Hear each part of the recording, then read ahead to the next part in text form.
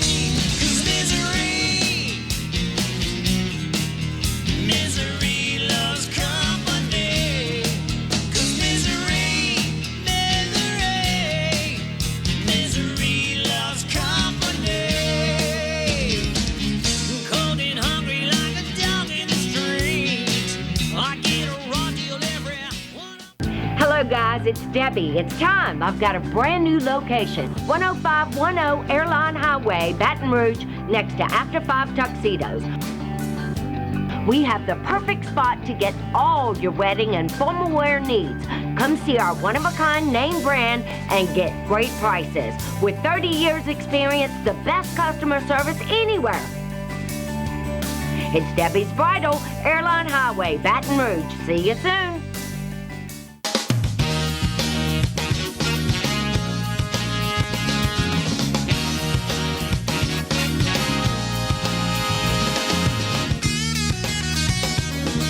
Hello and welcome to the Wednesday edition, hour number one of today's edition of the Clarence Bug Show. Obviously, the new norm all across Louisiana, all across America, dealing with the COVID-19 pandemic. In recent memory, we've all gone through things of this nature, whether it was Zika, Ebola, SARS, MERS, AIDS, what have you. And it's, I guess, just a numbers game. It is simply a matter of time before someone you know is affected. Prior to last week, I honestly could say I didn't know of anyone that was affected that I knew as an individual. Well, all of that came to a screeching halt recently when it was revealed that the Secretary of our very own Department of Transportation and Development, Dr. Sean Wilson, had tested positive and was going through the self-isolation process. Joining us to start today's show is the head of our Louisiana Department of Transportation and Development, the now, I understand, 100% recovered, full steam ahead, Dr. Sean Wilson. Secretary Wilson, how are you today, my friend? I am well, Clarence, and thank you for having me, and thank you to all your listeners for all the prayers for not just me, but anyone else who's been impacted by this virus. So what was it initially that led to you getting tested, Dr. Wilson? But, believe it or not, Clarence, what got me tested was that my wife was having flu symptoms. Wow. A couple of Sundays ago, about 3 Sundays ago, I had gone on a little fishing excursion with some friends, and while I was away, my wife told me she was having some flu symptoms, and I said, well, when I get back on Sunday, I'll take you to the walk-in clinic. And we did that. Right. And when we got to the clinic, because of the precautions they were taking, they said, well, we'd like to test you as well, since this is your spouse. And sure enough, we both got flu tested, and we both were negative. Well, while I was at the hospital, I spiked a fever of about 102. Okay. And having been in UCG with Governor Edwards and having monitored the situation up close as a member of the Unified Command Group, I knew that if you tested negative for the flu and you had the symptoms of a fever, that you were probably on your way to having COVID-19. Right. And so we self-quarantined on that Sunday. That Monday, we were going to be presenting our budget to the state legislature and had a joint transportation meeting. I advised staff I wasn't coming in and proceeded to get tested. And that Wednesday, I was positive. And I started to feel the symptoms Sunday evening. I felt like I'd been hit by a Mack truck 2 or 3 times, and ran that fever. Started having chills and a horrible sore throat. And I never did have the initial onset of the shortness of breath. Right. But after the primary symptoms faded, I was still dealing with temperature for the last 7 days. And during that time is when I started having some breathing complications, where I might walk around the yard or go try to put the garbage out or something, and you'd come back and you'd be panting for breath. And it wasn't so much shortness as much as it was shallow. Right. It was almost as if I was a choir member trying to hold a note, and I just didn't have the oxygen to carry the note further. So fortunately, we were able to survive that, and I went 5 days without medication or symptoms. And the protocol requires another testing or a period of time of being symptom-free without medical assistance to prevent the symptoms. And so I went beyond those precautions and went back to work part-time, working from home. And so this week is my first full week back on the job, actually. Have you been able, Dr. Wilson, to ascertain where or how you contracted the virus? I haven't. I look back at my calendar, and the state epidemiologists are concerned about 2 things initially when you get interviewed. One, where you've been for 2 weeks to understand where you got it, and then where you've been since the onset of those symptoms to understand whether or not you spread it and who else they need to be contacting to, say, monitor your conditions, to be mindful. The 2 weeks prior to me getting this, I looked back at my calendar. We hosted a transportation conference that was about 1,700 people. I spoke at a United Nations resiliency panel on public-private partnerships here in Baton Rouge, where we had 27 countries represented. And that was just an hour in 1 day. And I participated in a couple other conferences and meetings. And so there's really no rhyme or reason of where I got it from. I did a couple of Mardi Gras balls over the season and one parade. And so there's really no clear place to say this person gave it to me. The most important thing was I was very pleased that I didn't spread it further once I realized something wasn't right. And that's the most important thing I would have your listeners know, is if you're having those symptoms, to stay at home, to self-quarantine for those 2 weeks, because you never know if you're going to give it to a grandmother or someone with a comorbid or pre-existing condition. Those are the ones that are fatal, and you just don't know who you're going to share it with. And this virus is very peculiar because of how it's spread as well as how it survives. And we've got to take this very seriously. What were your first thoughts, Dr. Wilson, when you got the confirmation that you had, in fact, contracted the virus? I was immediately relieved because I knew I didn't have the flu and I didn't understand exactly what was happening. But the anxiety of whether or not you're going to get it or you could possibly have it weighs on you emotionally. And so once I knew I had it, it gave me a little calm. And I was able to then say, I'm disconnecting from everything and I'm focusing on what's most important, which is my health and my family. And that made a world of a difference.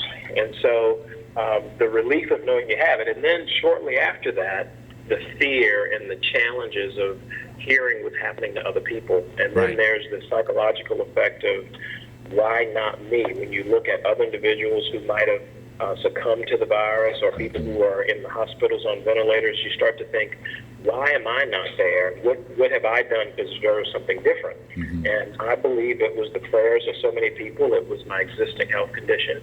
And I think it's just a mission that says it wasn't my time, and it allowed you to reinforce your philosophies of what it is that you're doing and what's important to you.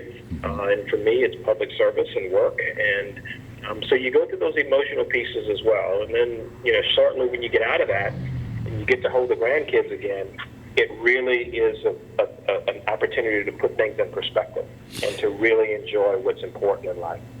It has been revealed here in recent memory, more than 70% of coronavirus fatalities, particularly here in the state that we love so much, the great state of Louisiana, it belongs to people that look like the two of us do. What would you like to say to our fellow African Americans in Louisiana regarding the importance, Dr. Wilson, of taking care of ourselves? Well, yeah, I think, growing up, we've been historically a very proud and private culture in terms of what happens with health. We've got lots of stories, whether it's the Tuskegee experiment or others, where people have taken advantage of us, culturally speaking, in a sense, that have caused us to not trust systems. And I think we have to acknowledge the fact that we have generational health disparities, whether it's asthma, whether it's obesity, whether it's diabetes. These are things that, in many respects, invite the more severe symptoms and conditions with COVID. And we've got to be honest with ourselves about what's important. Our health. We've got to find a way to make sure that we've got a primary care physician and that we're doing the things that we need to do that the other cultures are doing, such that they're making up 70% of the population, but only 30% of the deaths. And so you have to look at what does that mean. And so there are socioeconomic impacts in terms of being able to really stay at home, being able to work in places where they're going to provide you the type of protections that you need. Exercising those distance things, the social distance issue is really hard for folks, particularly on Sunday morning when you go to church. Yeah. Growing up, every deaconess would give you a big hug and give you peppermint and leave you alone. And so we've got to be cognizant of where we are today. We're in such a global society. It's so small that a disease or a virus that started in Wuhan, China, has made its way to Baton Rouge, Louisiana. And we have to put ourselves in a better position. I don't know that we're going to change those numbers today, but the most important thing is to look at what do we need to do? What are the policies that we need to be putting in place? What are the focuses that we need to be putting in place, whether it's the expansion of healthcare, whether it's more educational services, whether it's more environmental protections. When you think about St. James and St. John and some of the environmental issues that you might have in these industrial corridors that we know contribute to our health conditions, we've got to start thinking long-term sustainable policy solutions to prevent this from happening. These type of disparities didn't happen overnight, and the solutions are not going to happen overnight. It's going to require a focus. So let's talk a little bit about DOTD, our Department of Transportation and Development. Sure. Your workforce, how much of it has been affected by this pandemic? Yeah, I am so very proud of the folks at the department. The executive staff was able to just step in place, and you know me, I'm not one to take vacations, but to really be disconnected for 10 days was very difficult, but it kept on running. Right now, we have about 35% of our workforce statewide is working from home, and in the headquarters building, over 50% of the folks are working from home. The construction industry is considered essential, and we only had 2 projects that took a leave, but everything else is actually moving well. This is a very good time for construction, 1, because it's great weather, 2, because traffic has lessened significantly, and so they can make good progress in an environment that's going to be much safer than before. And so the department is doing well. We have lost 1 employee to COVID. We have a few others who have been positive but have taken care of themselves and are quarantined.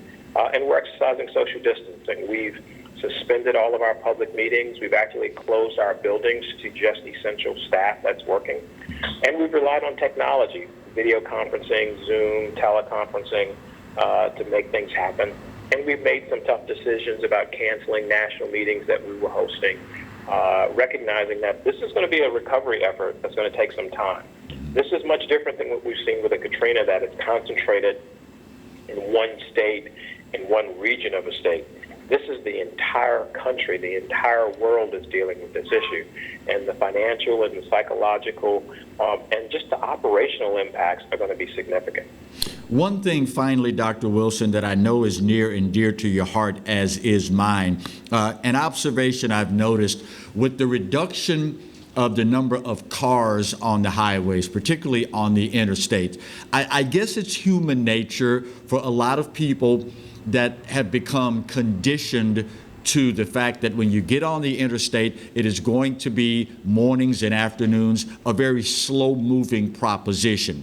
I've noticed in recent memory as I come in to get ready to do the show, a lot fewer cars on the interstates, but now it's as though it's the Daytona 500 because people feel the freedom now. The traffic has been diminished greatly, and we are taking some liberties with the speed limit up on the interstate system that, quite frankly, is going to be disastrous for some people, and I can only hope it is not our DOTD workers that are trying to take advantage of this lull in traffic to keep these improvement projects going. Can you talk a little bit about how important it is that we govern ourselves accordingly, those of us that do have to be out to ensure the safety of DOTD workers and construction personnel? Absolutely. You're absolutely right. Just today, driving into Baton Rouge, I was over on Segan and then stopped at a signal. And remember, our signals are timed based on traffic. Mm-hmm. That traffic has reduced significantly. So you have these long red lights with no cars coming in. And I saw 2 cars just run a red light today, just because they were that impatient. We can't afford to do that and put at risk not just the folks on the roads, but the healthcare industry to respond to you because they're so busy responding to COVID. So there's a ripple effect of what that is. I will tell you that we are cognizant of that. We're taking all of the safety precautions. But you're right, Clarence. We are seeing a little faster mobility on the interstate. And in those construction zones, we tell you, always expect the unexpected, particularly because you're used to going 35 miles per hour, and now you're going 60. Right. And you won't have a time to pay attention to a crane or to someone pouring concrete or something that's happening on the other side of a guardrail or a cable barrier or something. And so it's important to do that. And you're absolutely right. We can't afford to lose one life of a construction worker. We have 3 people since I've been secretary that have been killed on the job. I have another one who is still recovering from being hit. And there's nothing like having to call a family member or seeing someone's life permanently change because of a cell phone or because of speed or inattentive or distracted driving. Yep. Those are all preventable causes to those deaths and accidents. And so, I'm excited that the insurance industry is starting to look at giving some rebates for folks. Let's be responsible, keep our phones down, and put our seatbelts on, and do the speed limit. Construction zones have a reduced speed limit, and it's important for us to adhere to those. Well, Dr. Wilson, I know you have another appointment coming up real soon. We thank you so very much for the time, and it is great to hear your voice again, my friend. Even better to know that all is well now with you and yours, and we look forward to talking with you more in the future. All right. Thank you, Clarence, and it's great to reconnect with you, my friend. Appreciate you. You're quite welcome, sir. All right, let's get our first break of hour 1 of this Wednesday edition of the Clarence Buggs Show out of the way. We'll do that, and we'll come back and talk more with you, right where you've got it, on the Pelican for the Clarence Buggs Show. Stay close.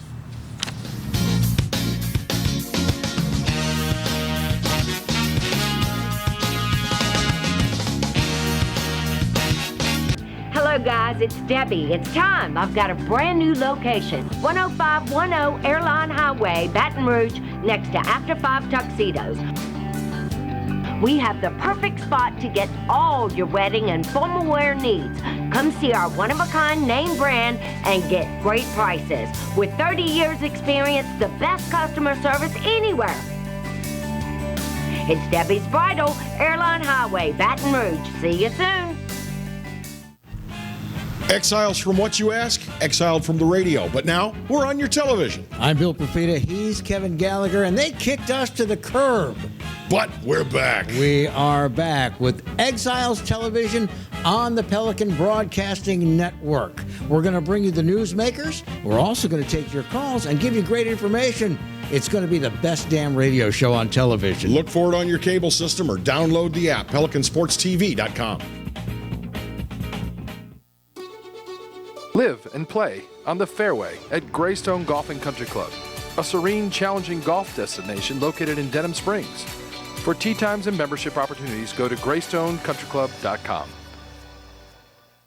From appetizers, pasta dishes, and entrees, La Cantea takes pride in preparing all the Italian cuisine we know you love. Enjoy live music every Thursday through Saturday from 6 to 9, happy hour weekdays from 3 to 6, and brunch lunch on Sundays from 11 to 2, as well as dinner portion-sized lunch specials for under $10. Visit our website to view our menu and book a party or meeting in our large banquet room. Once you try La Contea, your Italian dining will change forever. Bolello's Furniture and Appliances, your dependable independent. Depend on us for service, for selection, for price. Get huge Whirlpool savings. Shop now and save on Whirlpool appliances throughout the store. Plus, experience our price match guarantee and ask about special financing. You can depend on the know-how of people who live appliances every day. Bolello's Furniture and Appliances, your dependable independent with nationwide buying power.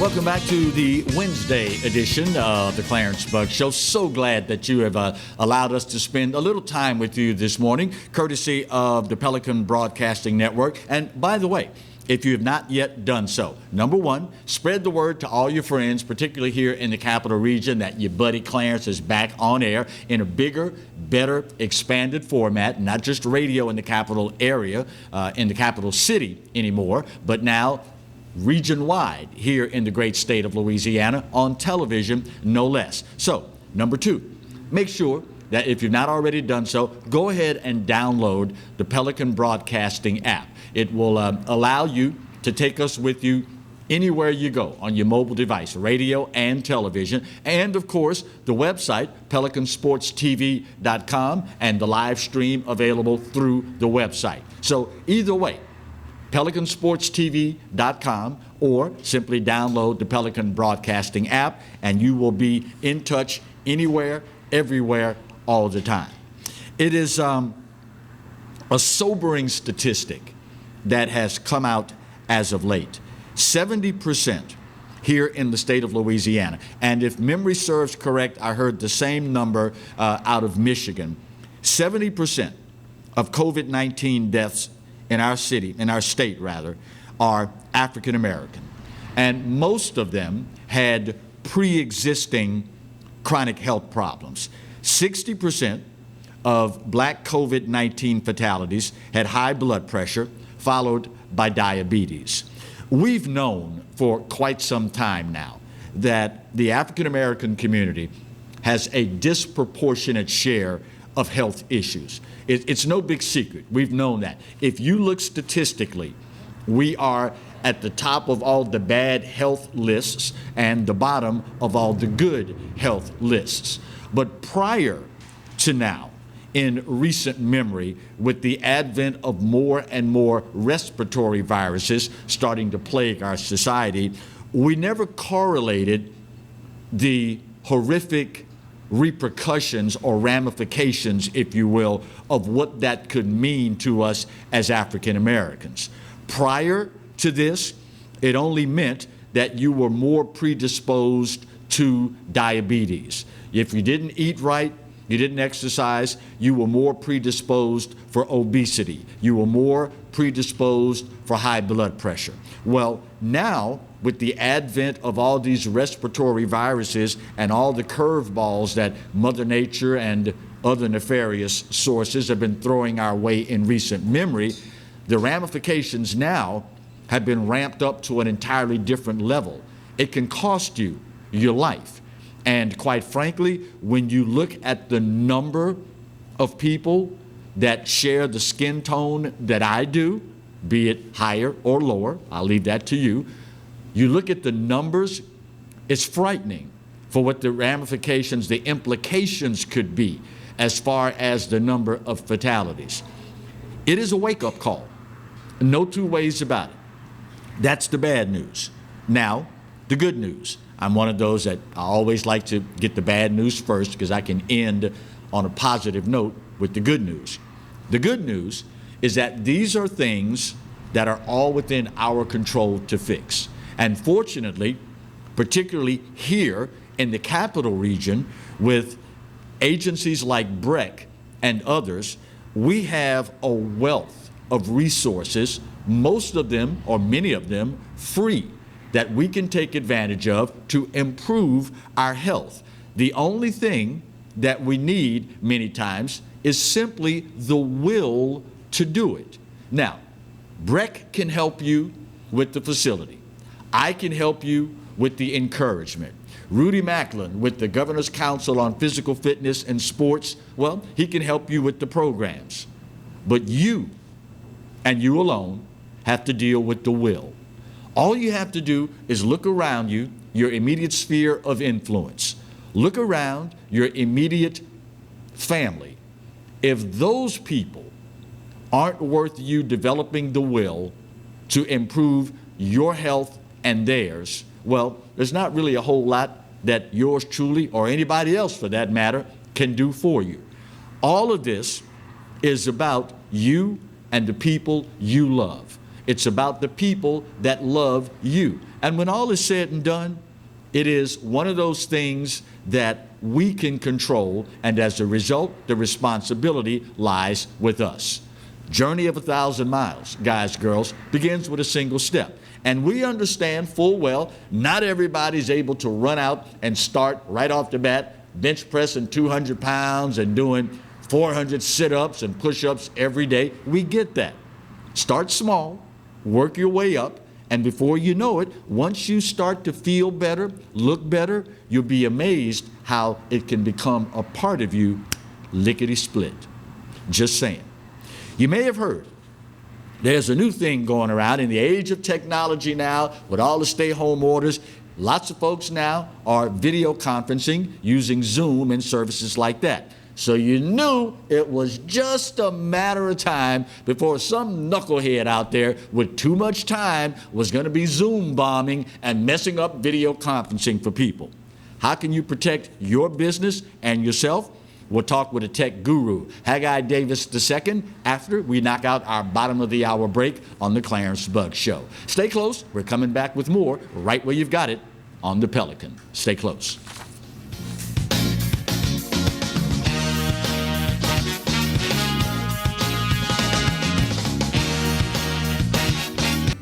Hi, I am Dr. Farrell Frugier Jr., and I am a general dentist at Frugier Family Dentistry. I was born and raised in Baton Rouge, Louisiana. I went to Catholic High School, LSU, and LSU School of Dentistry in New Orleans, where I received my DDS degree in 1986. I always have and will continue to be committed to continuing my education, to invest in technology which makes the diagnosis and delivery of dentistry more thorough, more comfortable, and more aesthetically pleasing. In our practice, we are here to serve the patients. We want to improve their quality of life and to develop relationships with our patients. In dentistry, we have a chance to impact lives on a daily basis, not just by doing dentistry, but by getting to know them and being a part of their life. We also believe in giving back to our community. So every year, we give back to the Greater Baton Rouge Food Bank, Toys for Tots, and Mary Bird Perkins Cancer Center. Please stop by and visit our office. We would love to take care of you and your family. Hello guys, it's Debbie. It's time. I've got a brand new location. 10510 Airline Highway, Baton Rouge, next to After 5 Tuxedos. We have the perfect spot to get all your wedding and formal wear needs. Come see our one-of-a-kind name brand and get great prices. With 30 years experience, the best customer service anywhere.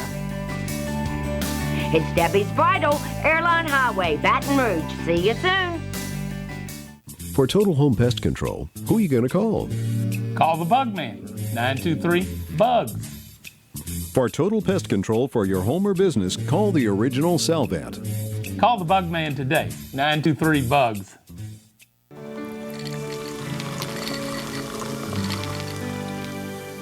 No one can stop me when I taste the feeling.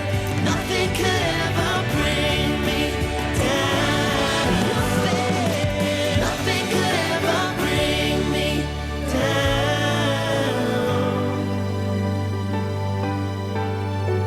Taste the feeling.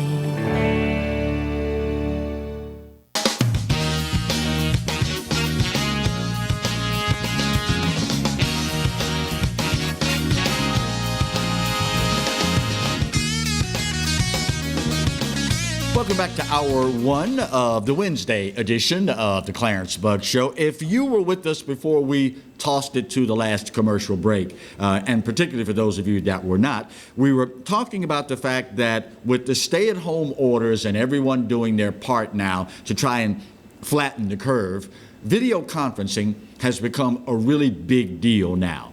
And as I guess is the case with just about anything these days, as far as technology is concerned, as soon as we come up with, hey, this is really great, we ought to be doing this a lot more, there's some knucklehead on the other side of the fence that's going, boy, I could really have some fun screwing up with this.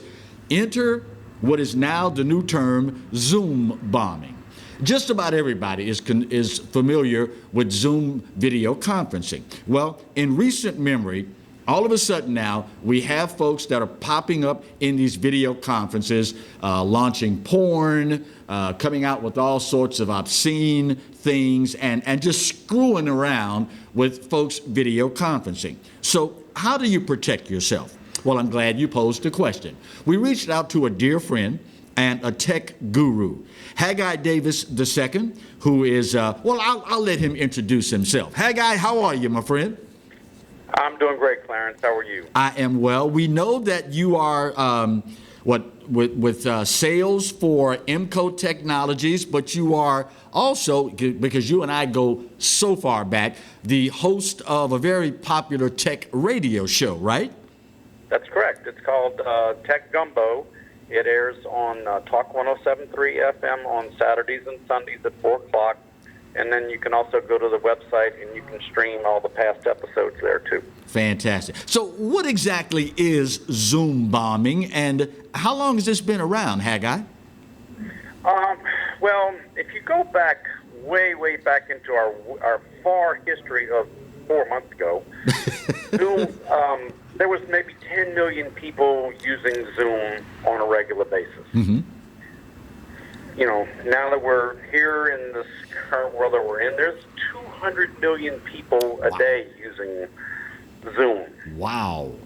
For video conferencing. So you've got this massive amount of, additional traffic that nobody at Zoom or any of the other virtual meeting software providers had any kind of idea to prepare for. Right. Microsoft has gone through the same thing. They were doing about 50 million virtual meetings a day, and they're over 300 million virtual meetings a day. Wow. So that just gives you and Google has their platform, and WebEx from Cisco, and everybody has these virtual meetings. Right. But Zoom, everyone jumped on Zoom because it's free. Right. And as we on our radio show have said many times, when you're on the internet, if you're not paying for something, you're not the customer, you're the product. Right. And Zoom, has been, selling not, hey, this is Haggai Davis coming to this meeting, but hey, if you're looking to get, if you want to sell ads to somebody who lives in Baton Rouge and, blah, blah, blah, all the demographics behind me, here's somebody we can push ads towards. And so that's how Zoom is paying for all of this service. Mm-hmm. The problem becomes they weren't ready for this kind of onslaught. And they have gone through 3 weeks of hell trying to keep up. They've issued apologies. The several school districts jumped right out the first part of August and said, hey, look, we're going, all of our classes on Zoom. And then Zoom bombing is when somebody finds the code for your particular Zoom meeting. Mm-hmm. And then, as you said, they jump in these meetings, they start screaming profanities, they start pushing porn or all kind of vile images onto these images. And so, because there was really no security necessary in Zoom meetings, nobody was using it 4 months ago for anything like this. Right. So now Zoom has tried to come out, and they've issued some new guidelines to try and help people not get overrun. So before we talk about those guidelines, as best you can tell, Haggai, is most Zoom bombing malicious in nature? I mean, are they trying to extort money from a company or hold it hostage? Or is it mostly some idiots with too much time on their hands? The vast majority is the idiots, just, trying to create mayhem because they're bored. But there are some very nefarious types out there who are looking for business meetings that they can, grab some passwords and maybe get potential access into corporate networks. And so, yes, there is that problem out there. So what are some of the measures we can take to avoid being victimized? The first thing you do when you set up a Zoom meeting, don't use a personal meeting identification. Use the 9-digit code or whatever code is that Zoom gives you. That way, it's because it's a randomly generated number. It's not going to be something that, if Haggai's meeting is not a good thing, because if somebody's looking for Haggai's meeting, it's easy to find. Whereas if it's a 12-digit code, that's a whole lot harder to find. Kind of like don't use password for your password, right? Exactly. The next thing is you need to do is enable the waiting room. So before you let people join into the meeting, they have to go into what's called a virtual waiting room so you can see who's wanting to join your meeting. And then you need to disable the options of allowing people to join before you, the host. That way you can control who gets into your meetings.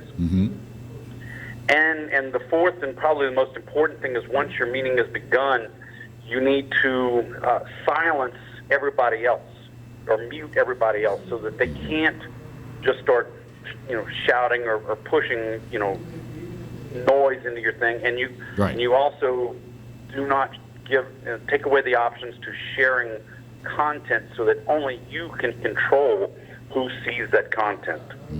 So for us lay people, Haggai, how different is Zoom bombing from, say, traditional hacking? Oh, it's just another flavor of it. Okay. When you get into hacking, there's so many different things that quote unquote hacking is nowadays, whether it's a phishing email attempt or just someone trying to brute force through passwords through a firewall, that kind of thing. Right. There's a lot of different ways. This is just somebody kind of throwing a casting net out there hoping to catch hold of something. And so that's why you want to use that random meeting identification number, and then you control who's coming into your meetings that way. Have you find that? Yeah.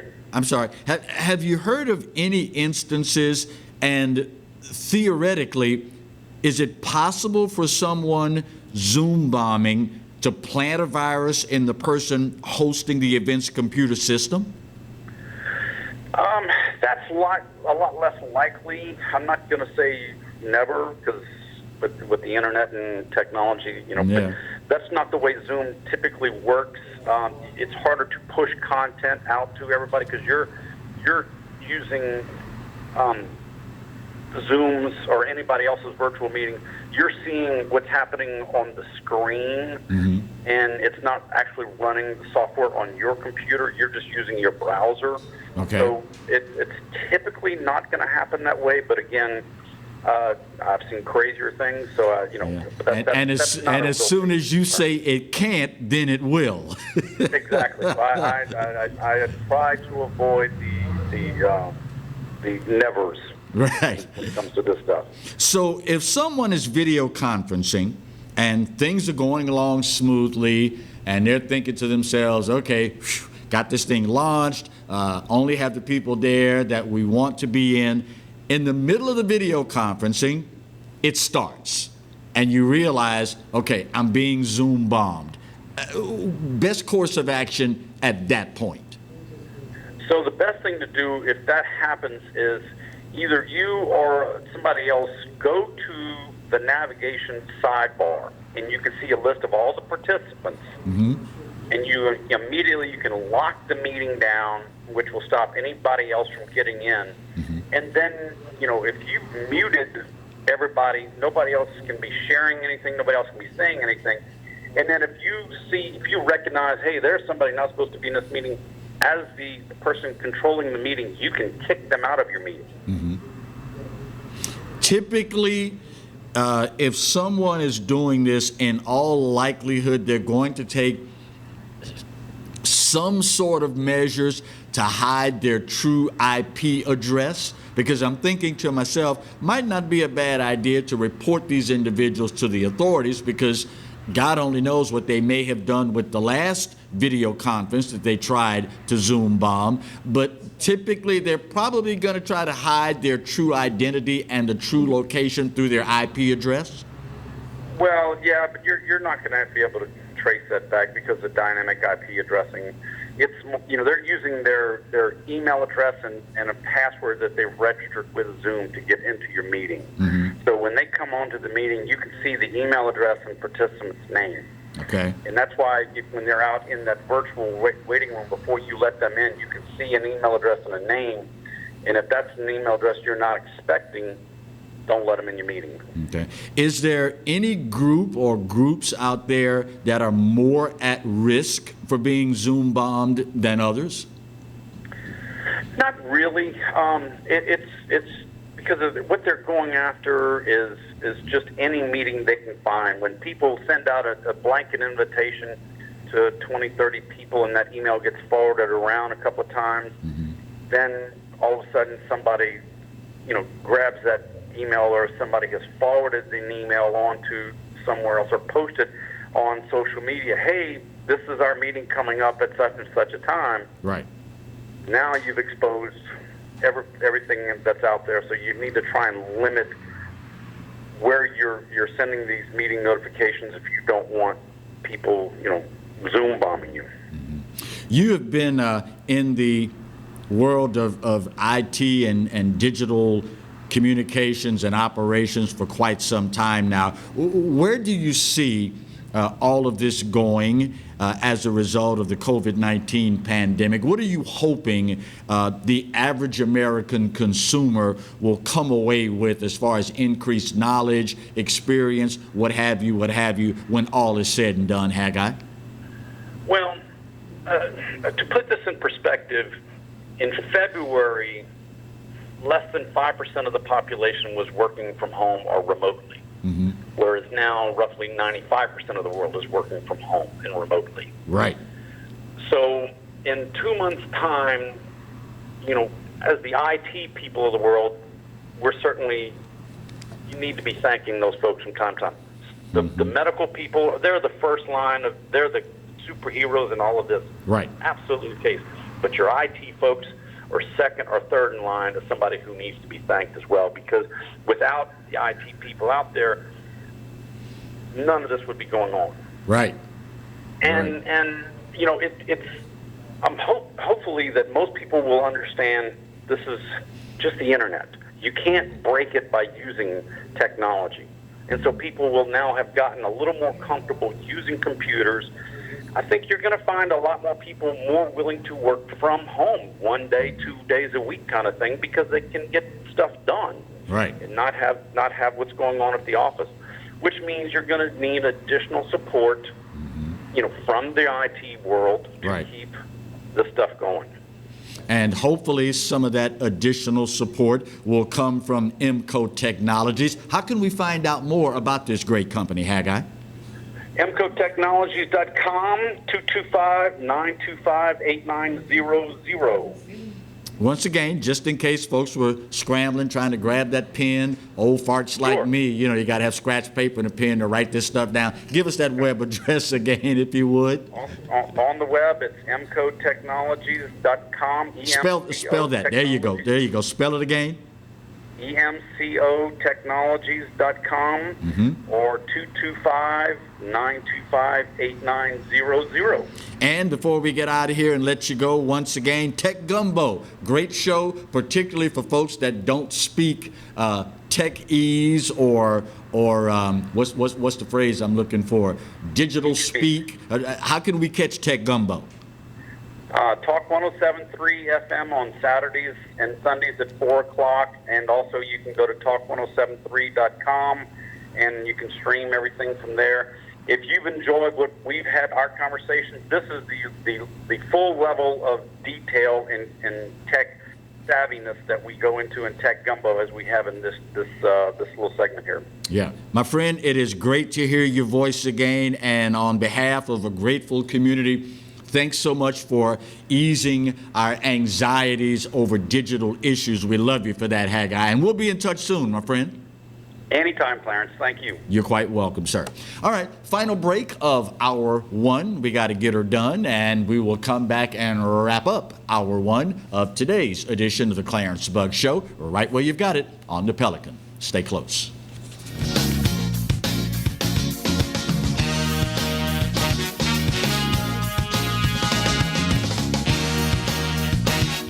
Hi, I'm Bobby Yarborough with Manda Fine Meats. Here at Manda, we know what the folks of South Louisiana love. They love great flavored smoked sausage, delicious deli meats, and specialty items like boudin and andouille sausage. Manda Fine Meats has been providing these products since 1947. We produce them right here in Baton Rouge, so you know you're always getting the freshest product at your local grocery store. Manda Fine Meats. Taste the fresh local flavor in everything we make. Make it Manda every time.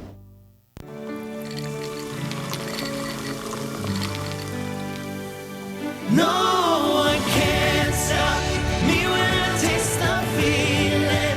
Nothing could ever bring me down. Nothing could ever bring me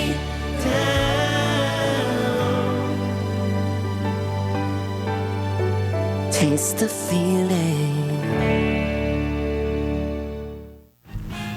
Exiles from what you ask? Exiled from the radio. But now we're on your television. I'm Bill Profita. He's Kevin Gallagher, and they kicked us to the curb. But we're back. We are back with Exiles Television on the Pelican Broadcasting Network. We're going to bring you the newsmakers. We're also going to take your calls and give you great information. It's going to be the best damn radio show on television. Look for it on your cable system or download the app, PelicanSportsTV.com. From appetizers, pasta dishes, and entrees, La Contea takes pride in preparing all the Italian cuisine we know you love. Enjoy live music every Thursday through Saturday from 6 to 9, happy hour weekdays from 3 to 6, and brunch on Sundays from 11 to 2, as well as dinner portion-sized lunch specials for under $10. Visit our website to view our menu and book a party or meeting in our large banquet room. Once you try La Contea, your Italian dining will change forever. Live and play on the fairway at Greystone Golf and Country Club, a serene, challenging golf destination located in Denham Springs. For tee times and membership opportunities, go to GreystoneCountryClub.com.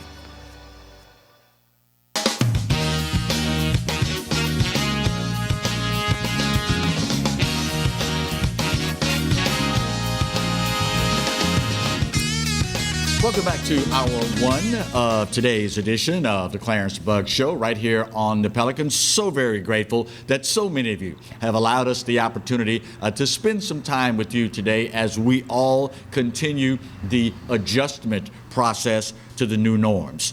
One thing that unfortunately is not a new norm is the fact that when we deal with things of this nature, and it is any, I guess, mass event, whether it's a hurricane, we've seen it throughout all the hurricanes that we've experienced here in the great state of Louisiana, whether it is something like a weather-related event like the devastating flood of 2016, and of course now, of course it happened as well with 9/11 on a national scale, and now behind this coronavirus pandemic.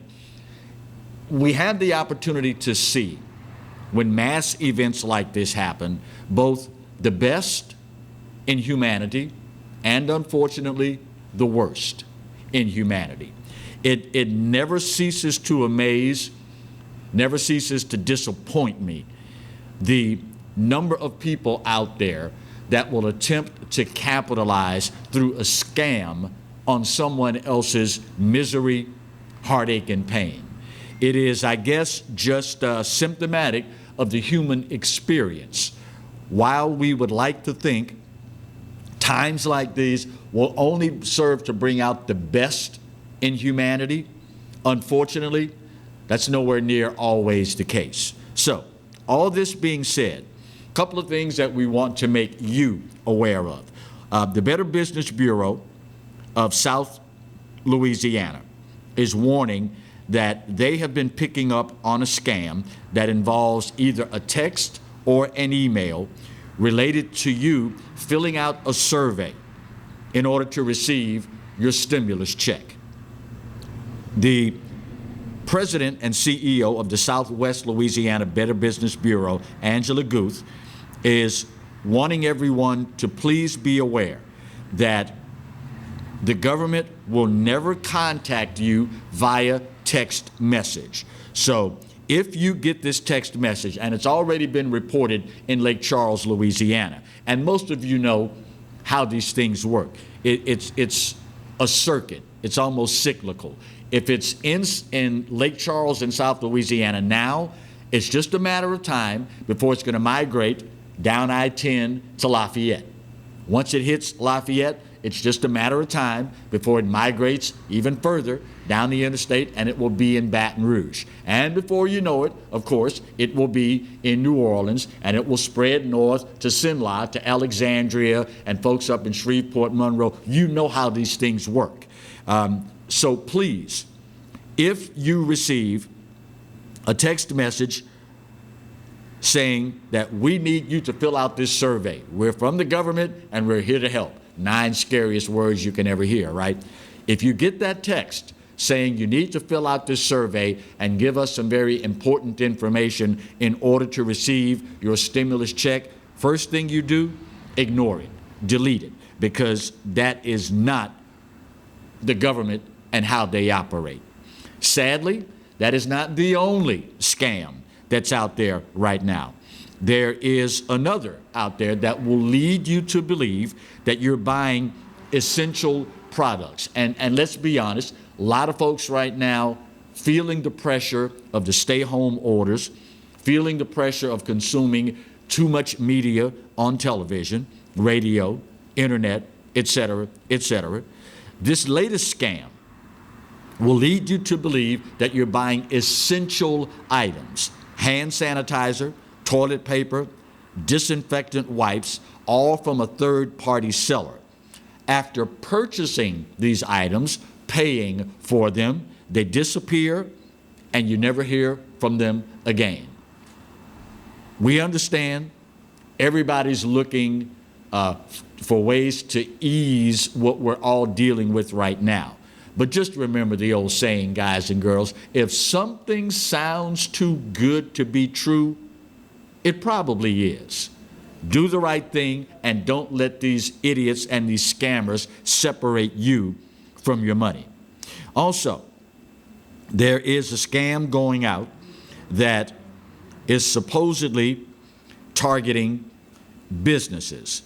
These email compromise scams is what they're being categorized as, where you have your bosses that are supposedly telling you to wire money, to send money, or you're getting information like that through an email. You think it's your boss, but it's really not. Now, obviously, apparently, some folks have gained access to some of your information. They know where you work, so they will concoct an email pretending to be your boss, asking you to send money, in all likelihood for some fundraising effort. You know, we love our first responders, so we're putting together a fund drive, yada, yada, blah, blah, blah. You unwittingly send your money in. These folks disappear. You never see your money again. And just as important, folks that truly need money never see it because you've already given it away to some unscrupulous individual. It is a sad commentary. It really is sad that we have to even talk about these things. But again, every time you have an event of this nature, one of two things will happen. We will get to see the best that mankind has to offer, and conversely, we will get to see the worst that mankind has to offer. Govern yourselves accordingly guys, girls, and hopefully when all is said and done, you will not be one of those that ends up being victimized. Throughout the course of the show today, and you, I would imagine, are going to be hearing more about this as time goes on, talking about the disproportionate impact of this pandemic on the African American population. If you'd like to learn more, particularly if you are a person of color, the Urban League is going to host a virtual town hall. It is set for Tuesday, April 14th. And it is a joint venture between the Urban League and Louisiana Public Health. It is entitled, No, We're Not Immune. You can register by simply going online to urbanleaguela.org or by calling area code 504-620-2332. That's urbanleaguela.org or area code 504-620-2332. It is an opportunity for those of us who are concerned about what these numbers are saying to get involved in a town hall type setting, ask some questions, answer some questions, and hopefully become not only more informed, but motivated to get out there and do what needs to be done so that if, God forbid, the next time we find ourselves facing a pandemic or something of this nature, we will not be the group that is so very disproportionately affected. Speaking of information, if you have questions that you cannot seem to find answers to anywhere, the state of Louisiana has launched a new hotline allowing you to write questions as well as talk to live bodies on the other end of the phone. You can simply dial 211 and they will have individuals there that will answer your questions one-on-one regarding the coronavirus pandemic. Written answers can also be submitted by simply going to www.la211help.org. Just like you call on the phone line 211, online it is www.la211help.org. Written answers will be accepted and returned via that website. Again, www.la211help.org. And while we're doing this, talking about that, tip of the hat to Governor John Bel Edwards for marshaling all the available resources to help those of us that are dealing with this, something that is completely foreign to us and quite frankly, quite scary in a lot of ways. The state of Louisiana, while we are being hit disproportionately harder than many other states, we're also responding better than a lot of other states.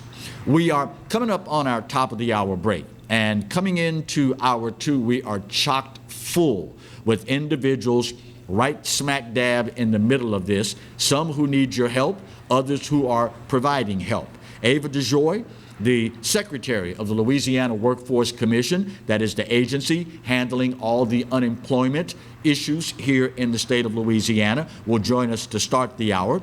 Micah Caldo, President and CEO of St. Vincent de Paul, one of the great charities in our area and across South Louisiana. Also, Don Starnes, the State Director of the National Federation of Independent Business, and Stephen Waguespack, President and CEO of the Louisiana Association of Business and Industry. We'll be talking about how all of this has affected business, how it's affected industry, and maybe more important, some of the resources that these two agencies are offering to both small, medium, and large businesses to help them cope in these oh so strenuous times that we're all facing. All that's coming up after the top of the hour break on the Wednesday edition of the Clarence Buggs Show. Stay close.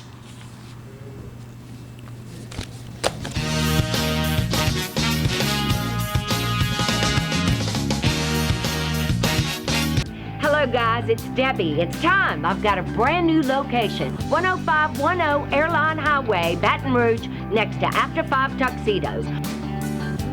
We have the perfect spot to get all your wedding and formal wear needs. Come see our one-of-a-kind name brand and get great prices. With 30 years experience, the best customer service anywhere. It's Debbie's Bridal, Airline Highway, Baton Rouge. See you soon.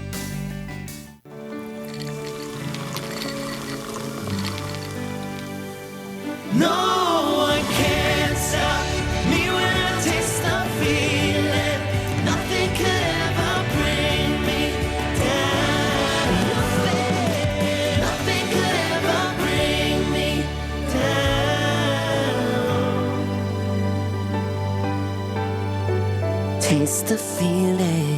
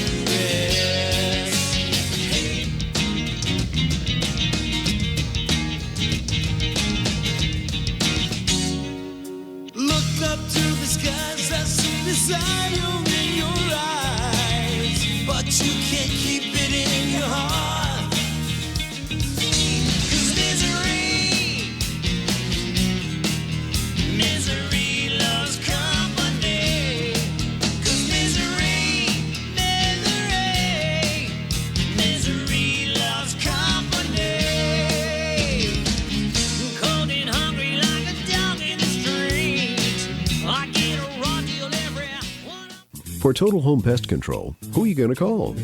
Call the Bugman, 923-BUGS. For total pest control for your home or business, call the original Salvant. Call the Bugman today, 923-BUGS.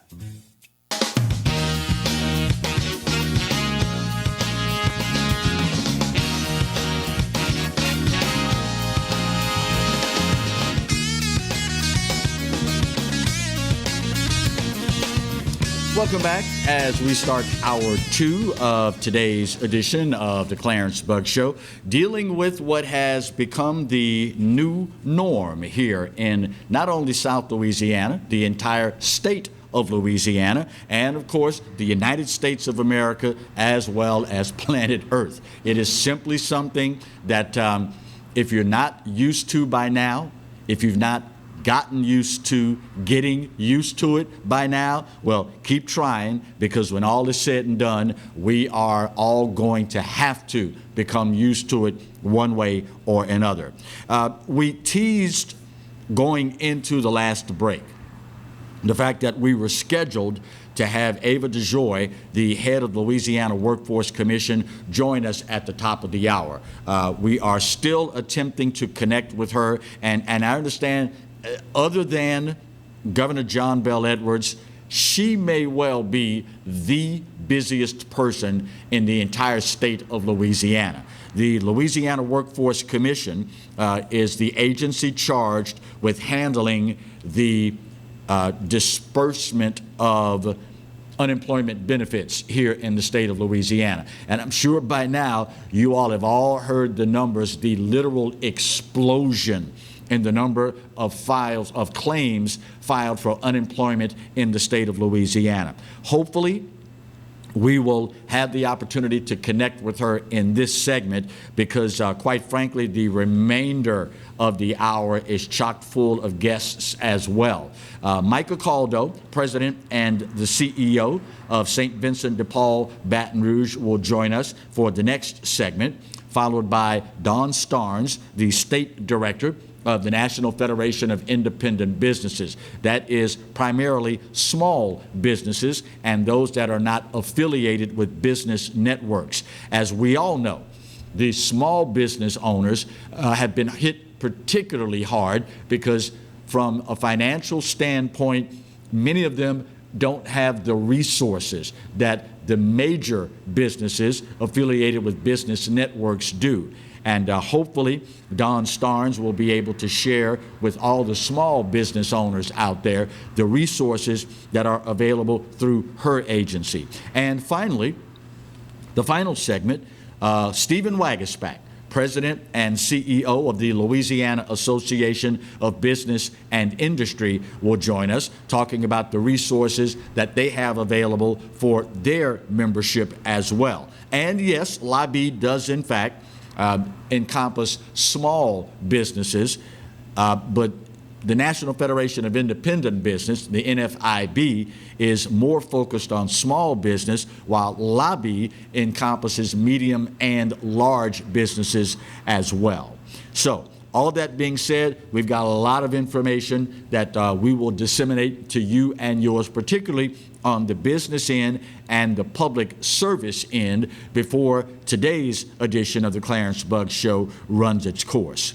Also, want to tip our hats to something that is really gaining steam all across the state, and I've got to imagine, for that matter, probably all across the country as well. The number of grocery stores that are taking heed and making accommodations for us senior citizens and how we shop. The number of stores now that are either opening earlier during the course of the day to service their senior citizen customers, or the number of grocery stores that now are staying open longer to accommodate them, continues to grow and grow and grow. Ran across an article and made it a point to bookmark it. And of course, I am not the smart person that I thought I was. If I'd have been all that smart, I would have tabbed a whole page, and I wouldn't have to sit here and try to talk to you and scroll through my, what do they call it now, Marty? I didn't know they had such a term, combination phone and tablet. It's a phablet, Phablat, for those of us with smartphones that are in essence a tablet. But here in the capital region, and these are only the ones that I have a listing for, Walmart is offering special shopping hours for seniors, March 28th all the way through April 28th. This hour-long shopping event happens every Tuesday for customers like me, ages 60 on up. It starts 1 hour before the store opens. Pharmacies and vision centers will also open at that time. Dollar General, their first hour of business during the business day, will be open for senior citizens only. Additionally, all stores, Dollar General stores, plan to close 1 hour earlier than the current closing times. Starting March 17th, and we are obviously well past that date now, Oak Point Fresh Market is launching a dedicated shopping hour, 7 to 8 a.m. for seniors who should come to the store unaccompanied. IDs are going to be checked upon entering the store. For other shoppers, the store will open from 8 a.m. to 7 p.m. It's a sad commentary again that you have to check IDs to be sure that it is in fact a senior citizen trying to, take advantage of the senior citizen hours. But hey, it is what it is. One of my favorite group of folks, High Neighbor Supermarkets, will open for senior citizens only from 7 a.m. to 8 a.m. All other business hours for High Neighbor open to the public. Ralph's Markets, the two Gonzales locations, Highway 44 and LA 931, and the one at Pelican Point, they're offering a free personal shopper for senior citizens from 5 a.m. to 9 p.m. Seniors can also order online at Ralph's Markets as well. Another great group of folks, Calandro's Supermarkets, located here in Baton Rouge, the Government Street location, the Perkins Road location. They are allowing seniors ages 60 and up and individuals at higher risk for complications with coronavirus to shop from 9 a.m. until 10 a.m., and the stores will be open until 6 p.m. Whole Foods here in East Baton Rouge Parish on Corporate Boulevard, they are inviting their customers 60 years of age and older to shop for 1 hour before the store opens to the general public at 8 a.m. The Fresh Market, located on Perkins Road, has designated the time between 8 and 9 a.m. as a special shopping hour for seniors and those most at risk. Super Target on Millerville Road will open for seniors only from 8 to 9 a.m. every Wednesday. For our friends over in Livingston Parish, Carter's Supermarkets, their first hour of business, 7 to 8 a.m., is open daily for senior citizens only. It is a trend that all across the great state of Louisiana, and particularly South Louisiana, grocery stores and other stores are latching on to in an effort to make it a little easier for those of us that are most at risk for, number one, contracting the virus, and number two, being seriously adversely affected by it. If at all possible, seniors, take advantage of this, and you will help not only flatten the curve, but lower your risk as far as catching the virus is concerned. Because obviously, if the store is limiting that hour to only seniors, there are going to be fewer people in the store, and you therefore will have a less likely chance of contracting that virus. So check with your local supermarkets, the ones that you frequent regularly, and hopefully they will have adopted some hours like that. If not, well, if you're a regular customer there, I'm sure that they would welcome the suggestion from you that they do that. Tell them, get on the train, man. Get on board with what all these other stores are doing that truly care about their customers. And for God's sake, y'all, don't forget, when you go, make it a point to thank the cashiers, the stock clerks, management, all those individuals that are there literally on the front line now, making sure that we are able to get the things that we need to continue this oh so strange existence that all of us find ourselves now facing. I mean, who would have ever thought that being a stock clerk would be something that could endanger your life? I mean, on any given day, you know, any job can threaten your health, your safety. You may just be stocking shelves and there's a case of heavy canned goods that, you know, if not placed up there correctly, could fall down, hit you, injure you, lead to a fatality. But when you're talking about something the like of contracting a virus, just because you're doing your job stocking shelves, it tells you just how crazy all of this has become. None of us in our wildest dreams ever thought stocking shelves in a grocery store or being a cashier could very easily lead to you contracting something that could cost you your life. So while you're there, seniors and all the rest of us for that matter, while you're there getting your shopping done, before you completely exhale and, you know, thank God, Buddha, whoever you aspire to, your lucky stars, whomever, for you being able to find the items that you need that day while shopping, make it a point to thank those who are working in the store for being there. Because without them, all the food in the world would do none of us any good. You got to have somebody there to stock the shelves, got to have somebody there to operate the cash registers and check us out, and they certainly deserve our heartfelt thanks. Speaking of people out there doing things for the less fortunate among us, after we get our first break of this hour out of the way, we'll spend some time talking with a dear friend who caters and has spent pretty much his entire professional life helping the less fortunate who are particularly more vulnerable at this time. Micah Caldo with St. Vincent de Paul Baton Rouge will join us after our first break of hour 2 of the Clarence Buggs Show, right where you've got it, right here on the Pelican. Stay close.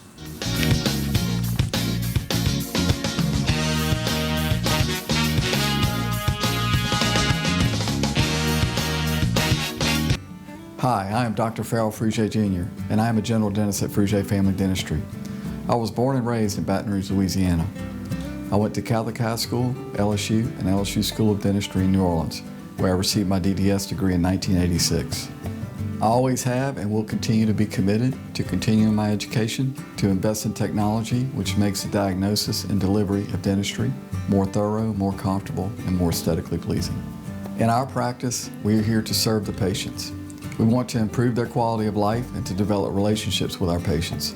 In dentistry, we have a chance to impact lives on a daily basis, not just by doing dentistry, but by getting to know them and being a part of their life. We also believe in giving back to our community. So every year, we give back to the Greater Baton Rouge Food Bank, Toys for Tots, and Mary Bird Perkins Cancer Center. Please stop by and visit our office. We would love to take care of you and your family. Hi, I'm Bobby Yarborough with Manda Fine Meats. Here at Manda, we know what the folks of South Louisiana love. They love great flavored smoked sausage, delicious deli meats, and specialty items like boudin and andouille sausage. Manda Fine Meats has been providing these products since 1947. We produce them right here in Baton Rouge, so you know you're always getting the freshest product at your local grocery store. Manda Fine Meats. Taste the fresh local flavor in everything we make. Make it Manda every time.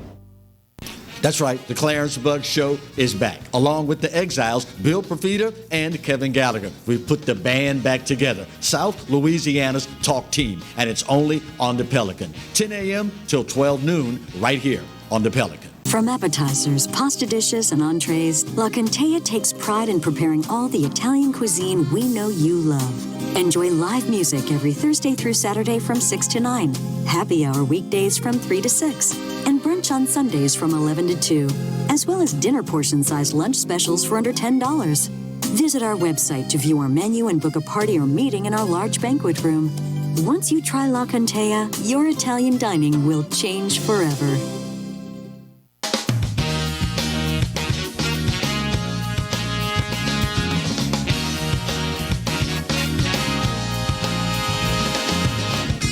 Welcome back as we continue hour 2 of the Wednesday edition of the Clarence Bug Show. You know, it is times like these that really make us stop and take stock of what's important. Right now, so very many of us wondering how we are going to take care of our families, how we're going to make ends meet. Just imagine what it would be like for you if you were homeless. That throws an entirely different dynamic into what many of us are dealing with, a situation that we've never had to deal with before. Well, we've got right now, holding on line one, a gentleman who has dedicated pretty much his entire professional life to helping those that are less fortunate. And we are so glad that he has consented to give us a few minutes of his time. Michael Caldo, President and CEO of St. Vincent de Paul Baton Rouge. Michael, how are you today, my friend? I'm doing great. I'm right here in the trenches of helping people who truly need a helping hand up. Here at St. Vincent de Paul. It's so good to talk to you, Clarence. So how is your staff holding up right now, Michael?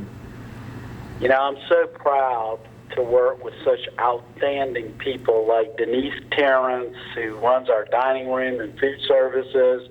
Her crew has done a remarkable job. And Clarence, you've helped us so much, whether it be Thanksgiving, Christmas, through the years. For the last decade, maybe 2 decades, you've done things to help us reach people in need. And we're so grateful for that because it's helped us to build goodwill, and that goodwill in the community is something that has really helped Denise and her crew get through. You know, with social distancing, volunteers can't come out, and we want to protect their safety. We went to go meals, and even before the governor's order took effect. So we have been really practicing what the CDC and the health department has requested of us, and we're doing a really great job. We're serving anywhere with the dining room, anywhere from 250 to 400 people a day. Wow. Giving them a really good hot meal. And we've got people like City Pork, a local restaurant that's doing a great job of providing us food. We've got just so much impact in our community. And as you said, we're not only serving people who may find themselves homeless or low income, and they didn't have the money to stock their pantry before this crisis hit. And so they're coming to us, people we've never seen before, and they're really getting a helping hand up of support from us. And I just can't thank the community enough for their continued financial support, along with all the good things that people do for St. Vincent de Paul. Let's clarify a little something here, if we can, Mike. I know that donations have to have dropped off because of just the sheer nature of what we are all dealing with right now. And there could possibly be some people, and this applies to all service organizations across the state and nation. Many people may be thinking, I'm used to giving X amount to people like St. Vincent de Paul or Red Cross or Baton Rouge Food Bank or whomever. Because I've been laid off, because I've had my hours cut back, I can only afford to give a small amount of what I normally give, and that's probably not going to help people like St. Vincent de Paul. Nothing could be further from the truth, right? Oh, no doubt about it, Clarence. You know our operations so well, and you know that we rely on direct mail, and direct mail throughout the country, the entire country. Nonprofits get so many donations through the mail. No doubt about it. We get money through and fund gifts, financial gifts through our website. But the vast majority of dollars come through direct mail pieces that we send out. And because we're a small organization, we don't use a big mailing clearinghouse to do it for us. We have volunteers. They come in, stuff the envelopes, and send out the letters. And because of this crisis, I'm in my 31st year, Clarence, as you know, and this is the 31st Easter that I've been here, and this is the first one that we haven't been able to put out a direct mail piece about all of the good things we're doing. You know, we think Thanksgiving and Christmas, as you well know, that's a big time. That's our number one time of the year where people give. It's toward the end of the year. They've got that Christmas spirit. Right. But the second biggest time for us as far as donations is the Lenten and Easter season. Without that support, it really is going to make it very difficult to get through the summer months. And you're right, we've been impacted like all the other agencies. And the best way to give to St. Vincent de Paul or all the other great agencies in the community is to go to their website, go to our website, svdpbr.org, and that's easy. Just Google St. Vincent de Paul Baton Rouge, and it'll pop up on your computer or on your iPhone or mobile phone, and make a contribution. Whether you help us feed one person, or I was really talking about the great work our food services are doing. I left out our homeless shelters where we have homeless mothers and children and the pharmacy too, Mike. And the pharmacy too, Clarence, as you well know. We're filling prescriptions. We're getting people coming in. They've lost their insurance. They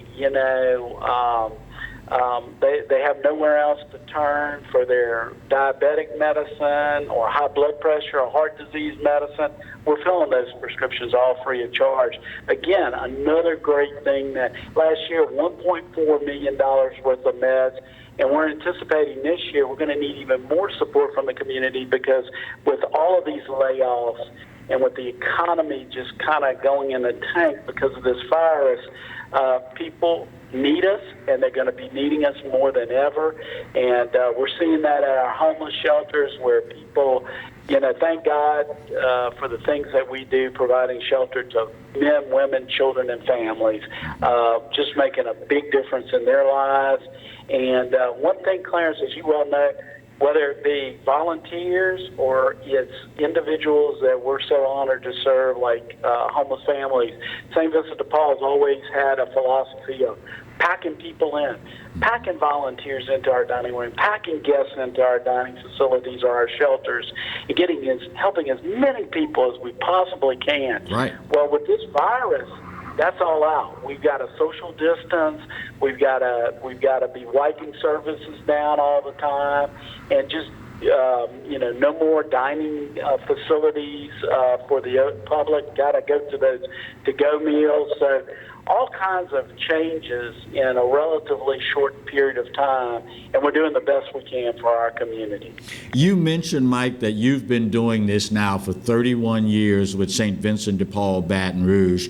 Is this the toughest situation you've faced in all the years that you've been there? And how big a part does your faith and the faith of your staff play in seeing you through this, Mike? I think without God and faith in Him, we couldn't get through. I mean, as a faith-based group, that's what we're all about. We're about serving those who desperately need a hand up of help, and we see Christ in every person we serve. We recognize that people in need are truly gifts from God, and we have a great privilege to work with God. But yes, to further answer the question, the first big challenge I remember is Hurricane Andrew, right, when it came through back in 1990, and obviously Katrina. I remember the freezes and the snowstorms, and of course the flood of 2016. Right. All tremendous challenges.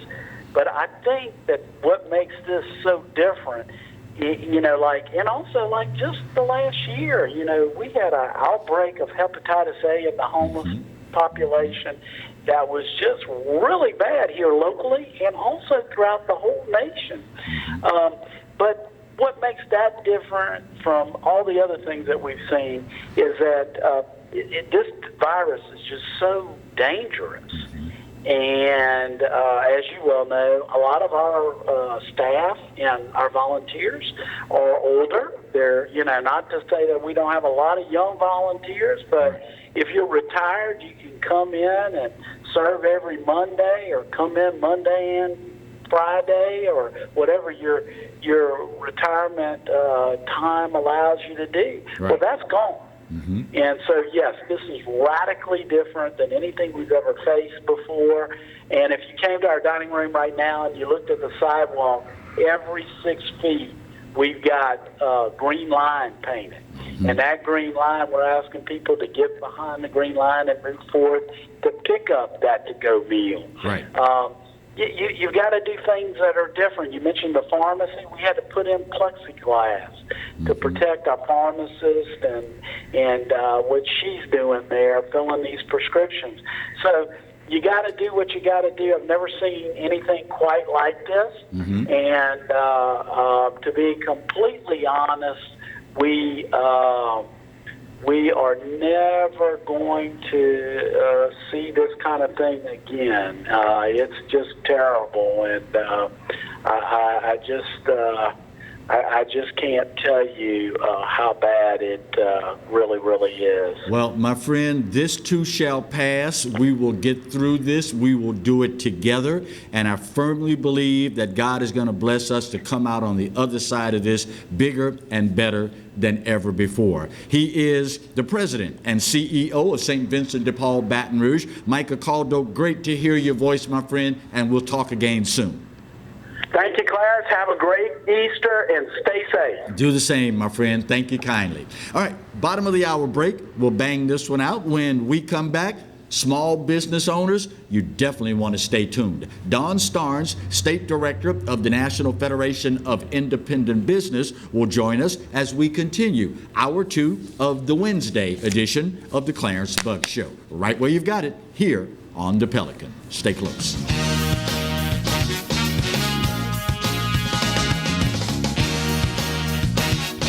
For total home pest control, who are you going to call? Call the Bug Man, 923-BUGS. For total pest control for your home or business, call the original Salvat. Call the Bug Man today, 923-BUGS.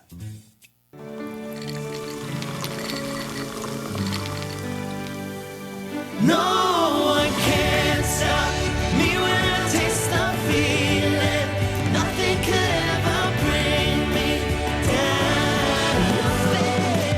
Nothing could ever bring me down.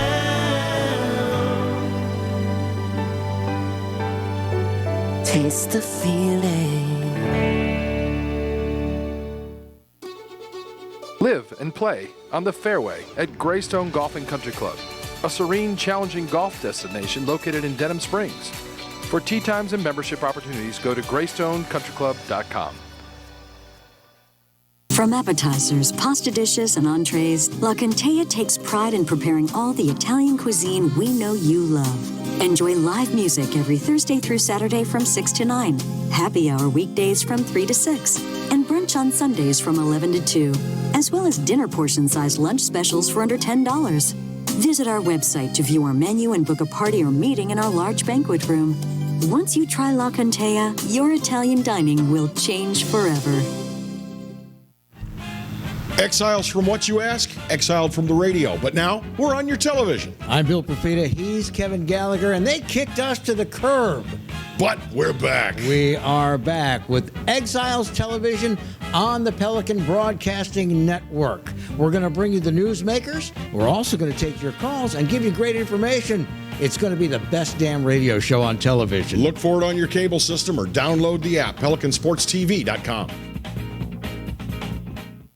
Hello, guys. It's Debbie. It's time. I've got a brand new location. 10510 Airline Highway, Baton Rouge, next to After 5 Tuxedos. We have the perfect spot to get all your wedding and formal wear needs.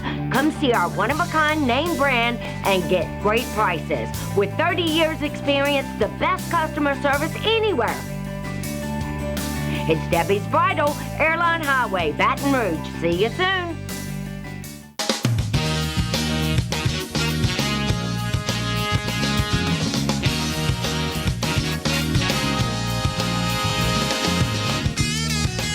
Welcome back for hour 2 of today's Wednesday edition of the Clarence Bug Show. We teased heading into the last break. If you are a small business owner, you definitely wanted to stick around for this particular segment. Dawn Starnes is the state director of the National Federation of Independent Businesses, and we welcome her to today's show. Dawn, how are you this morning? Doing well, Clarence. Thank you for having me on. Oh, you're quite welcome. As best as you can tell, Dawn, how are Louisiana small businesses holding up compared to other states that are members of the NFIB? Look, they're hanging in there, but this, Louisiana has been impacted disproportionately. We are considered a hot spot. In the country, and there are definitely other areas of the country that haven't been shut down as long as we have been.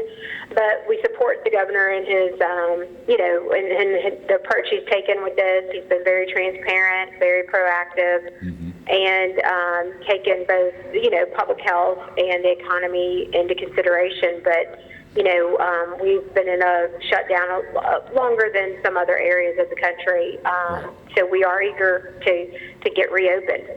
Any idea if there are any small businesses in the state that we love so dearly that have, quote, benefited from the pandemic?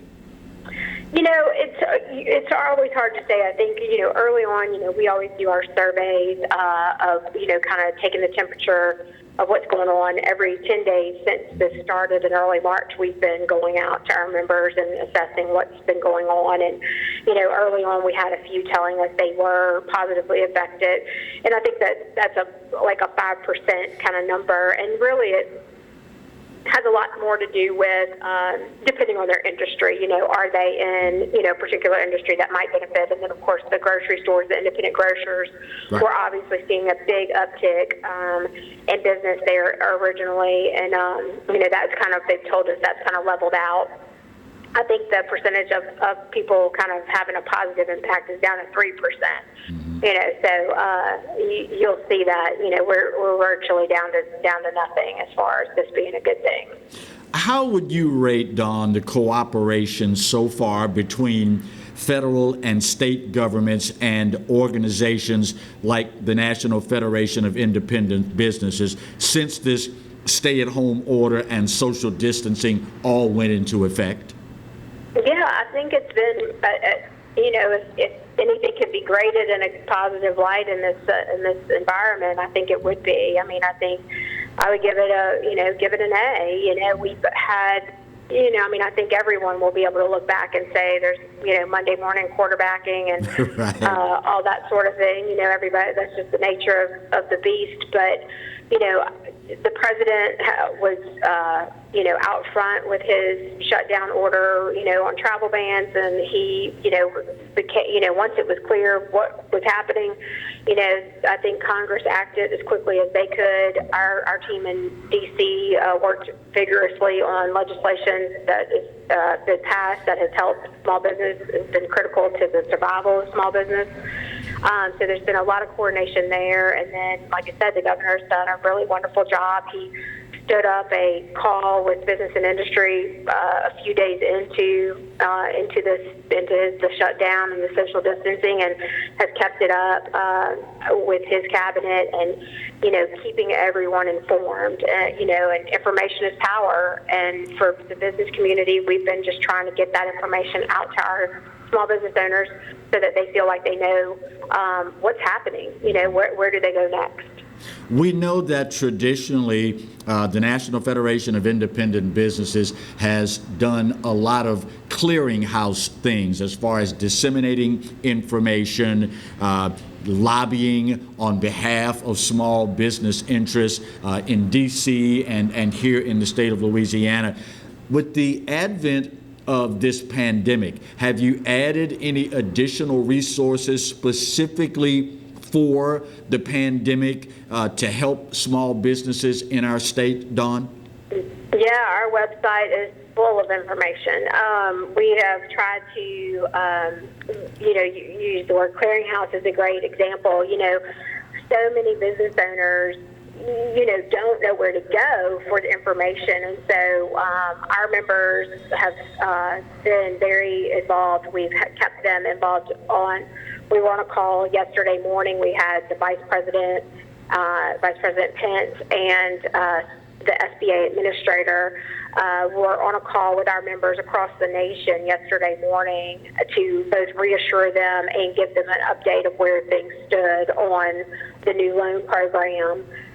We've been doing webinars, and I think we're up to 4 webinars now, and they're all posted on our website. We've been creating frequently asked questions pages. Our legal foundation has worked on resources from the legal side. We've got tax 101 kind of information on the bill on our website. I mean, it's just stock full of information for all small business owners to go to, not just our members, because what we've realized is there's such a vacuum out there for folks who are not members of ours. You know, hopefully they'll see the benefit and join, but in the short term, they definitely need a place to get their questions answered, and we're glad to do that for them. Initially, we thought 15 days would be the time frame before things return to normal, then 30 days. How much has that additional time impacted small businesses as best you can tell, Don? Yeah, we, you know, that 15 days seems like a lifetime ago. We have, you know, everybody was like, oh, 15 days, okay, it's definitely bad, but, you know, you can work through it. Now that we're it'll be 45 days after it's all over, you know, and who knows, you know, it could be more, but hopefully not. We, you know, we survey our members regularly, and in our last survey especially on this subject, 50% of our members told us they can make it for 2 months. They can get by. And a third of them told us they could make it for 3 to 6 months. But that whole remaining segment, you know, we're like, we might just have to shut our doors. Right. You know, because some live on such a tight margin that any time where they're closed And, anytime where they can't get back open and serving customers and doing what they do, we'll put them in a bad spot. So we're working, that's why we've been working so hard to try to get these programs, out the door to business owners, things like this loan program, the Paycheck Protection Program, to keep people working. The idea was to get money out the door into businesses. And where we are today is that, there's been some holdup, there's been some, concerns. But on our call yesterday with the Vice President, we were very, very glad to hear that the SBA is taking the steps they need to take to get things moving as quickly as possible. They hear our concerns of small business. They understand, and they're working on it. Just like anything, this is a massive program. It's for the whole country, and so things take time, unfortunately. And luckily, there have been the programs in place for the unemployment, and the Department of Louisiana Workforce Commission here in the state has done really a great job considering, and the fact that they've waived the experience rating on employers, so employers are not getting dinged for their employees being on unemployment is huge. It's a very important part of all this, and small business owners don't want their employees on unemployment. They want them to come back to work as soon as possible. They don't want them to worry about where their next paycheck's coming from.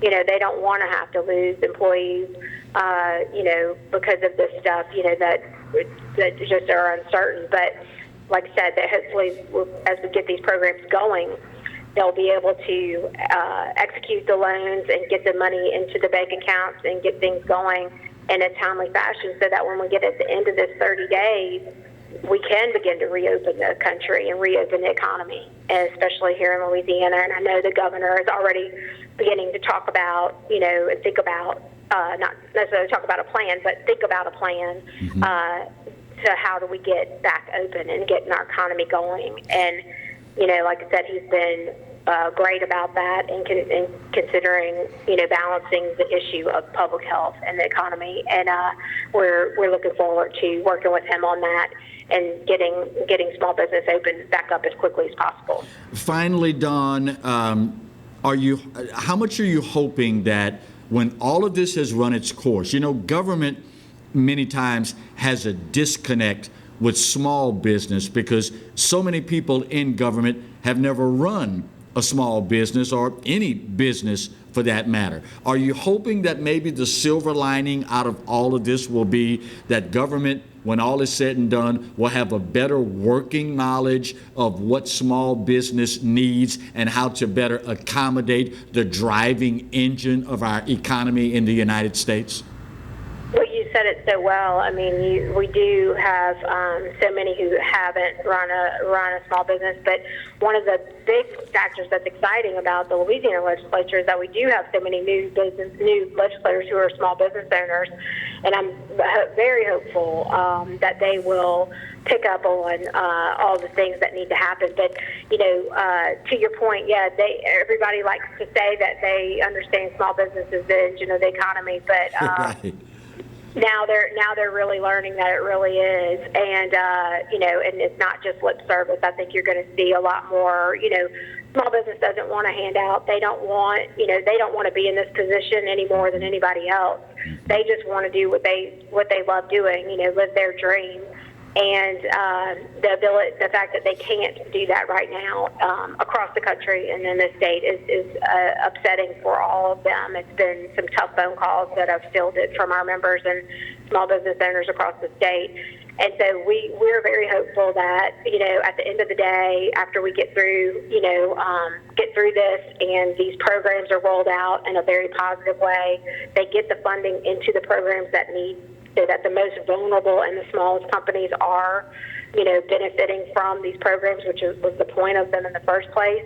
And we get these things approved and processed so that there's money in the bank accounts, and that when those folks go back to reopen, they hire their people back, they get going back to normal operations, and we do have a big boom to the economy to get it back where it was before this all started. She is the state director of the National Federation of Independent Business, Dawn Starnes. Dawn, thank you so very much for the time. Great to talk with you again, and we'll be in touch real soon. That sounds wonderful, Clarence. Thank you. You're quite welcome. When we come back after our final break of today's show, we're going to talk with Dawn Starnes on steroids. You'll get that picture. I see him giggling to himself already. We'll spend some time adding industry into the business mix as Stephen Waguespack, President and CEO of the Louisiana Association of Business and Industry, joins us to wrap up today's edition of the Clarence Buggs Show. Stay close.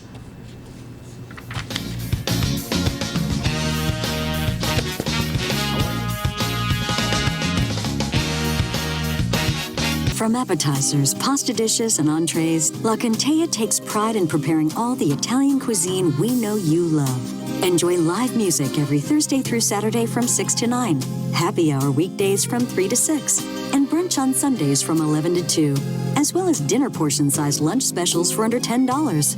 Visit our website to view our menu and book a party or meeting in our large banquet room. Once you try La Contea, your Italian dining will change forever.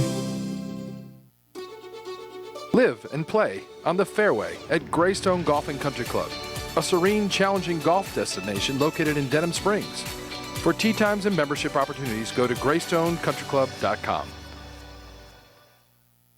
I've seen a lot of things during my life, more bad things than good. I've lived in a lot of places, but never a home. I don't think anybody cares about me anymore. And now I'm tired. Signed, Brian, age 11. Abused and neglected children in East Baton Rouge Parish are in dire need of CASA volunteers. Please call 379-8598 today. Change a life of hurt into a life of hope. Hello, guys. It's Debbie. It's time. I've got a brand new location. 10510 Airline Highway, Baton Rouge, next to After 5 Tuxedos. We have the perfect spot to get all your wedding and formal wear needs. Come see our one-of-a-kind name brand and get great prices. With 30 years experience, the best customer service anywhere. It's Debbie's Bridal, Airline Highway, Baton Rouge. See you soon. Hi, I'm Bobby Yarborough with Manda Fine Meats. Here at Manda, we know what the folks of South Louisiana love. They love great flavored smoked sausage, delicious deli meats, and specialty items like boudin and andouille sausage. Manda Fine Meats has been providing these products since 1947. We produce them right here in Baton Rouge, so you know you're always getting the freshest product at your local grocery store. Manda Fine Meats. Taste the fresh local flavor in everything we make. Make it Manda every time.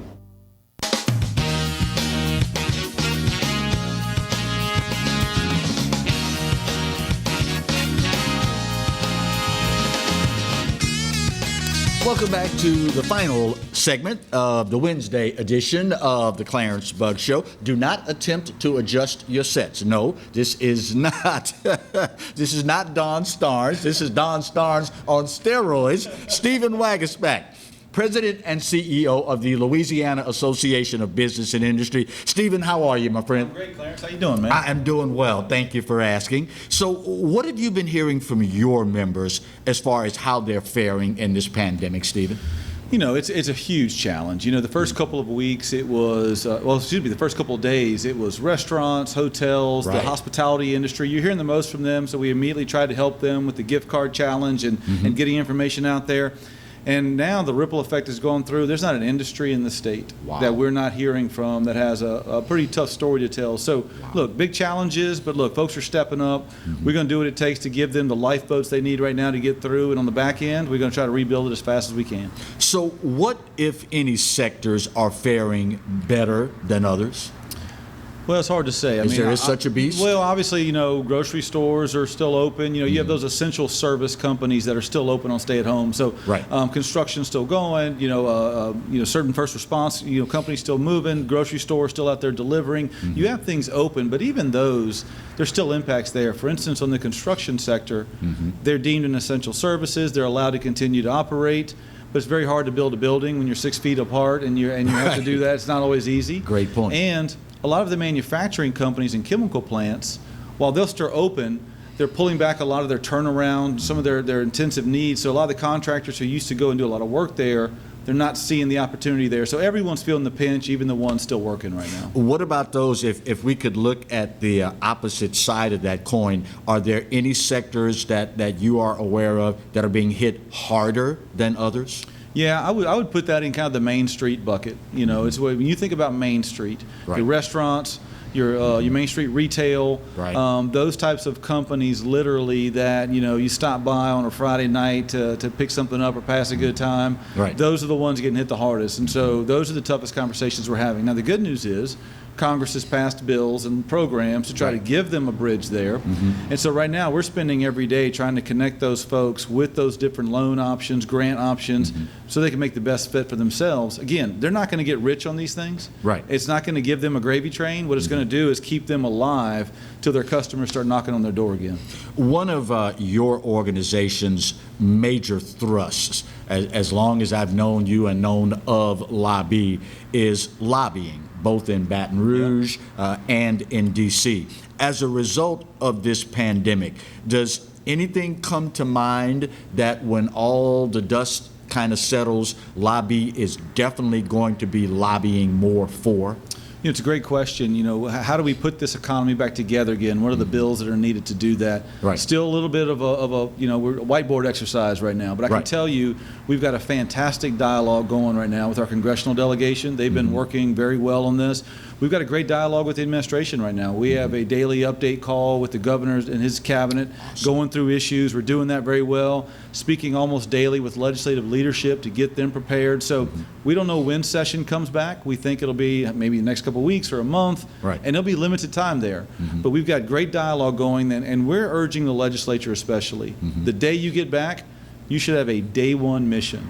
Don't hang out for a day or two asking everyone how they've been, telling old stories. You get to work on day one rebuilding small business. And so we've got some bills in place we're working with them on. I think it's relief in the tax code. I think you're going to have to give some relief and provide some financial benefit for some of these small businesses who need capital. Second, I think there's liability protections out there.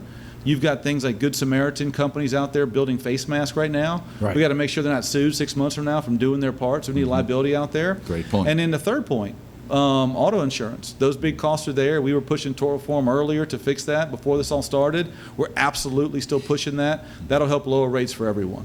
One of the things that I've noticed is maybe just endemic to our society. We go through horrific events. 9/11, perfect example. We are all kumbaya. We're walking arm in arm, hand in hand. We are looking out for one another. We're doing the things that Americans should do. But a little ways down the road, the bipartisanship creeps back into the picture, and before you know it, we are back at this 180-degree impasse all over again.